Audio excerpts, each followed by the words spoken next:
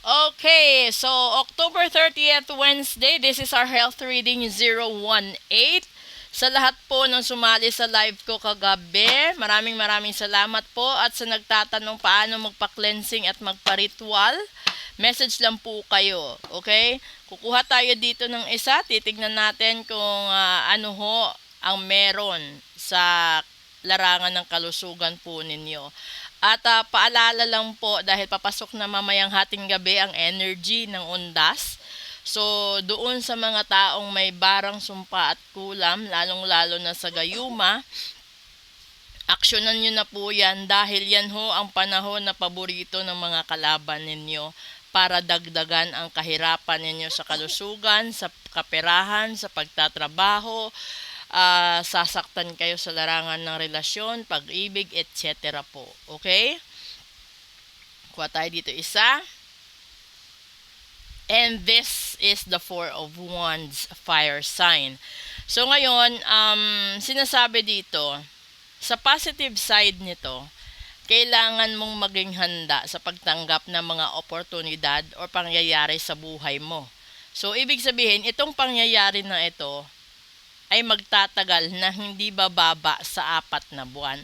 So, kung gaano ka man ka saya, halimbawa, no, malusog ka, kakabanggit ko lang dahil this is all about the health. And this is a fire sign, Aries, Leo, and Sagittarius.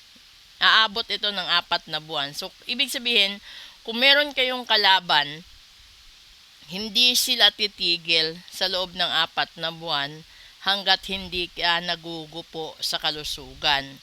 So, kung ano man yung iniinda mo ngayon, no, kung meron kang sakit sa kasukasuan mo, sa ulo mo, sa mga hindi siya reproductive. Yun na sense ko dito is more on sa ulo. 'Di ba? Tatamaan ka sa ulo at sa puso.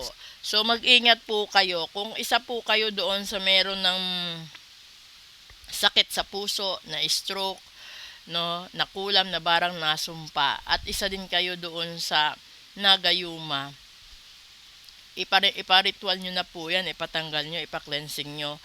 Dahil ang gayuma po hindi lang naman talaga ito tungkol sa pag-ibig. Pwede kayong gayumahin para masira ang kalusugan nyo, gayumahin para malugi ang negosyo nyo, gayumahin para mawala kayo sa focus, gayumahin para mawala kayo sa katinuan, lalong-lalo na kung yung mga kalaban ninyo is kaso ng hatian ng mana, no? May mga ganun eh. So, desperate act nila yon at gagamitin nila yung energy mamaya para gawin yon sa kanilang mga kinaiinisan ng mga tao. So, mag-ingat po kayo at proceed ho tayo sa daily episode natin. Please do support my YT as well at saka yung FB ko at saka yung ito yung TikTok ko. Please follow, like, and share. Thank you and good afternoon.